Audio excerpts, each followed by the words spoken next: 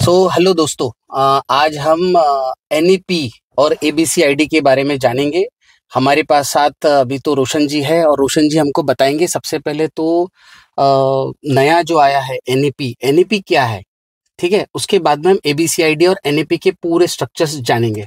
तो स्टार्ट करते हैं। रोशन जी, अभी आप बताइए कि एनईपी क्या है, एनईपी कब से लागू हुआ है, एनईपी क्या है और एनईपी से स्टूडेंट में क्या बदलाव आने वाले हैं। स्ट्रक्चर हम धीरे धीरे उसकी बात करेंगे। तो सबसे पहले हमने जान लेना है कि जो एनईपी है मतलब नेशनल एजुकेशन पॉलिसी है, ये यूजीसी ने सारे यूनिवर्सिटी को लागू किया हुआ है। बहुत सारे यूनिवर्सिटी को सबसे पहले यानी 2020 में उन्होंने ये प्लान लाया था।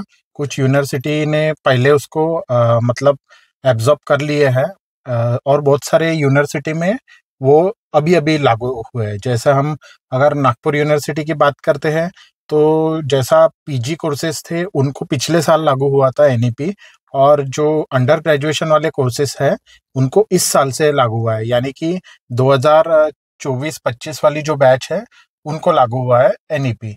तो इस कंडीशन में इन्होंने जो एनईपी लाए हैं मतलब नेशनल एजुकेशन पॉलिसी लाए हैं, वो नेशनल एजुकेशन पॉलिसी ऐसी है कि अगर हमने एक स्ट्रक्चर अगर देखा जाए तो एक वो सारी चीज़ों को एक छत्र छाया में लाने के लिए, यानी कि अगर हम देखते हैं कि एक ऊपर में टॉप कुछ रहेगा और उसके बाद में जब उसके कैरेक्टरिस्टिक अगर जब निकलेगी तो उस हिसाब से उन्होंने एक एनईपी सिस्टम लाया है। वो वाले सिस्टम में आपको इंटर्नशिप रहेगी, उसमें आप प्रोजेक्ट कर पाओगे, उसमें आप स्किल बेस्ड कोर्स कर पाओगे।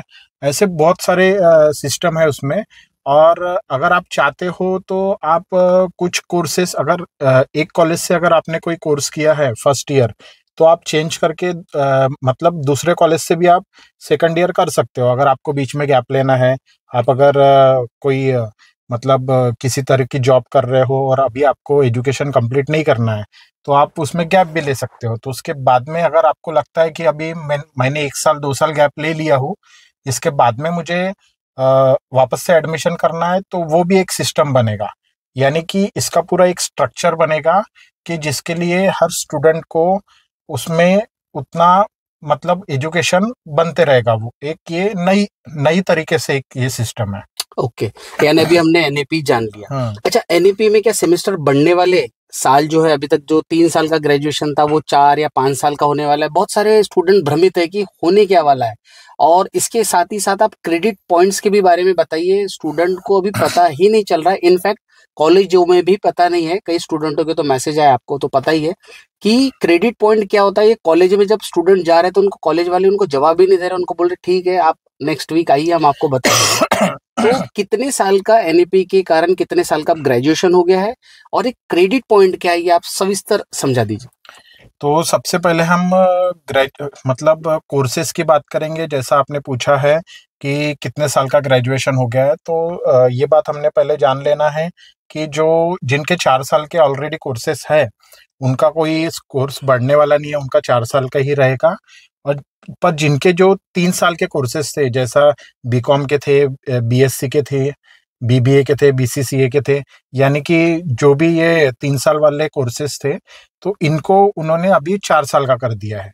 और ये 4 साल को उन्होंने मतलब एक तरीके से उन्होंने उसको डिस्क्राइब किया है। जस्ट लाइक अगर आप फर्स्ट ईयर करते हो, तो फर्स्ट ईयर का वो एक सर्टिफिकेट कोर्स हो गया।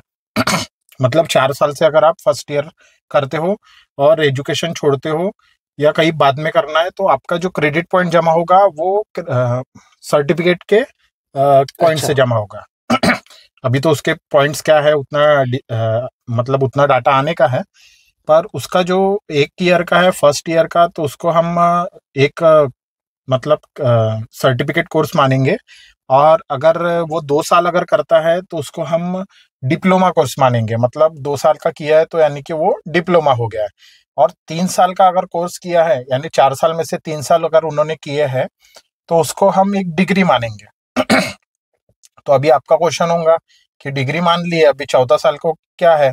तो चौथे साल में आप रिसर्च बेस्ड कोर्स कर सकते हो।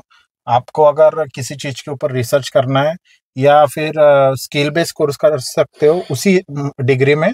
तो ये जो 4 साल की डिग्री बनेगी ये ग्लोबलाइज रहेंगी।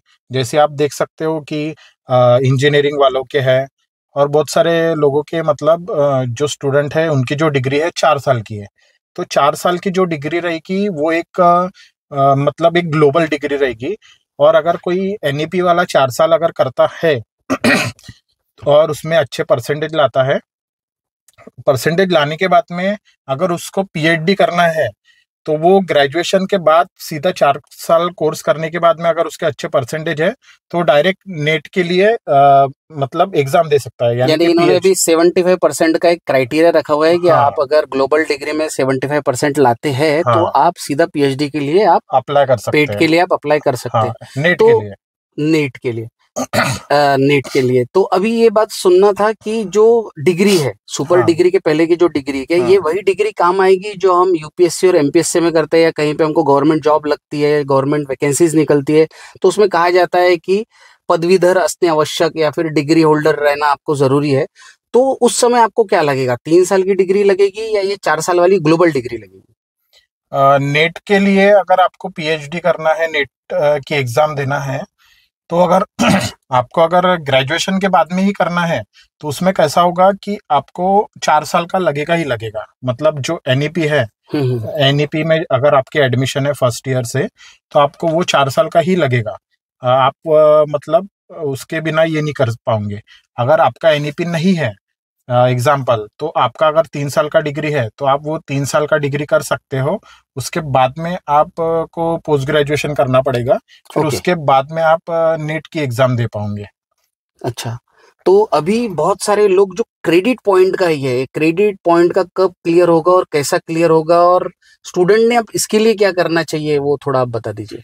तो देखिए, ये जो एकेडमिक बैंक ऑफ क्रेडिट यानी एबीसी आईडी जो हर स्टूडेंट को अभी कॉलेज द्वारा मतलब यूनिवर्सिटी से सर्कुलर निकल रहे हैं, कॉलेज को मिल रहे हैं और कॉलेज वाले स्टूडेंट को बोल रहे हैं कि ये यूनिक आईडी जो है वो बना लीजिए। तो हम अभी पहले ये यूनिक आईडी मतलब ये एबीसी यानी कि आपार आईडी जो है इसके बारे में बात करेंगे। जैसा कि हमारा एक आधार कार्ड होता है, उसके बाद में आधार कार्ड से जैसे पैन कार्ड लिंक होता है, उसके बाद में अगर आगे चल के वोटर कार्ड भी लिंक हो सकता है, या फिर ऐसे करके बहुत चीज़ें उसमें लिंक हो सकते हैं। तो उसमें क्या होता है कि बहुत सारी चीज़ों का डाटा एक आधार कार्ड में आ जाता है। तो वैसा ही ये भी एक आधार कार्ड ही है, पर इसका एक नाम एबीसी आईडी उन्होंने रखे है, जिसको अभी थोड़ा उन्होंने आपार आईडी करके भी मतलब जाना जा रहा है ये आईडी को। तो ये स्टूडेंट की एक यूनिक आईडी है। ओके। इसमें जो नंबर जो बनेगा वो स्टूडेंट का एक ही नंबर बनेगा। यानी कि ये नंबर क्या रहेगा कि ये नंबर आपको जो भी आप कोर्सेज करोगे मतलब फर्स्ट अभी स्कूल में भी उन्होंने लागू किए हैं। तो स्कूल में भी कोर्स करोगे तो उनको वो आईडी वहाँ पे देना पड़ेगा। उसमें ही सारी चीजें मतलब आपका जितना भी एजुकेशन होते रहेगा अच्छा, वो यानी अब जो सारी। वेरीफाई होंगे अभी जो हाँ डिग्री सर्टिफिकेट डिप्लोमा जो वेरीफाई होंगे, ये हाँ आपार आईडी से जो यूनिक नंबर है उससे भी सभी के वेरीफाई हो जाएंगे।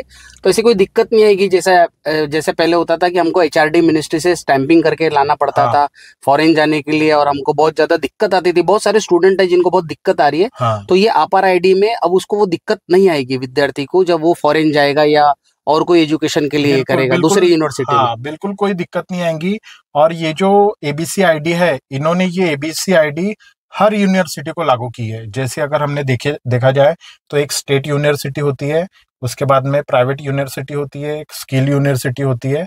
तो ये सारे चीजों मतलब इनको सारे इसमें लागू की है। मतलब स्टेट यूनिवर्सिटी, ओपन यूनिवर्सिटी और प्राइवेट यूनिवर्सिटी, ये जो 3 यूनिवर्सिटी। अगर हम ओपन यूनिवर्सिटी की बात करते हैं तो ओपन यूनिवर्सिटी में सबसे ज्यादा, यानी कि अगर मैं देखा जाऊँ तो सबसे ज्यादा अगर किसी यूनिवर्सिटी का अगर एबीसी आईडी बनी है तो वो ओपन यूनिवर्सिटी की बनी ओके। है। तो ओपन यूनिवर्सिटी में जो भी आपने कोर्सेज किए हैं उसके अकॉर्डिंग उनके क्रेडिट पॉइंट भी आना शुरू हो गए हैं। अगर मैं बताना चाहता अगर जस्ट अभी कल एक वीडियो बनाया था, तो वो वीडियो में ऐसा था, जब मैंने डाटा देखा तो 1,80,000 स्टूडेंट सिर्फ नागपुर यूनिवर्सिटी के अगर देखा जाए तो वो है। और ओपन यूनिवर्सिटी का आंकड़ा तो बहुत बड़ा है। तो जो 1,80,000 स्टूडेंट नागपुर यूनिवर्सिटी के हैं जिन्होंने एबीसी आईडी जनरेट कर लिए हैं, उनमें से 5,500 स्टूडेंट के मतलब एबीसी आईडी में क्रेडिट पॉइंट्स और मतलब ऐड हो गए हैं। और ये जो पूरा बेस बना हुआ है कि आपका डिग्री ऐड होगा, डिप्लोमा ऐड होगा, मतलब जो भी क्रेडिट पॉइंट ऐड होंगे, तो ये पूरा उन्होंने एबीसी आईडी के ऊपर किया है। और ये जो एबीसी आईडी है ये आपको आप डिजी लॉकर से भी मतलब बना सकते हो, क्योंकि आपको वहाँ पे आधार कार्ड से ये करना पड़ेगा, लिंक करना पड़ेगा वो चीज़ें। आधार कार्ड से ही वो आईडी बनती है, तो इससे यानी कोई फ्रॉड ना हो या कोई डुप्लीकेट ना बना ले ऐसा वगैरह। तो वो सारी चीज़ें उन्होंने आधार कार्ड से ही उसको अटैच की है। मतलब अगर आप किसी कॉलेज में जाओगे तो कॉलेज में जाने के बाद में अगर आपके पास में डॉक्यूमेंट नहीं है तो कोई बात नहीं, अगर आपके पास में यूनिक आईडी है तो वो एबीसी आईडी, वो कॉलेज में एक सिस्टम रहेगा, वो सिस्टम में वो लोग नंबर डालेंगे, और नंबर डालने के बाद में जब वो मतलब डाटा जो भी सामने आएगा तो उससे पता चल पाएगा कि स्टूडेंट कौन से कोर्स कर सकते हैं, उनके लिए वो कोर्सेस हरे रहेंगे, और कौन से कोर्स वो नहीं कर सकते उनके लिए शायद से लाल भी रह सकते हैं।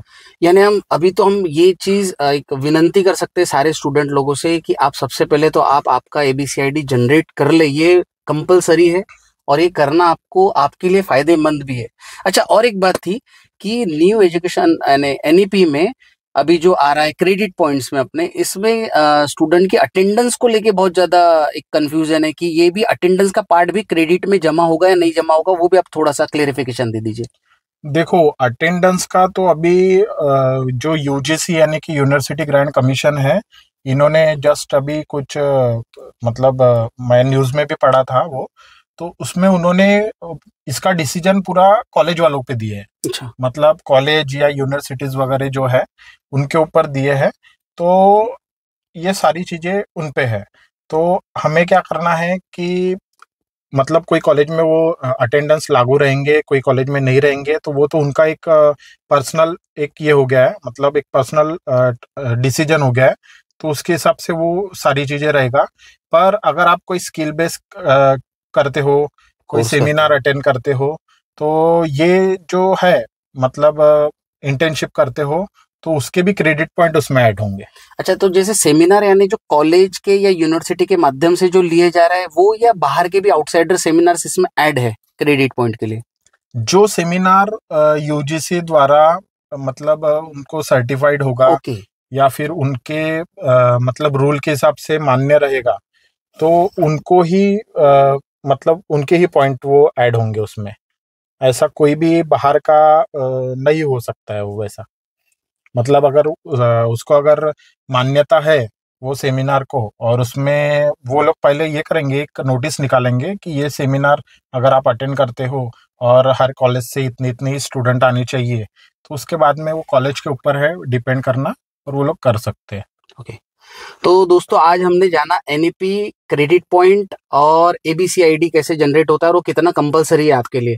अगर इसमें से भी आपको आपके कुछ नए सुझाव है या आपके कुछ सवाल है तो आप यहाँ पे कमेंट में बिल्कुल लिख सकते हो। Thank you. Thank you.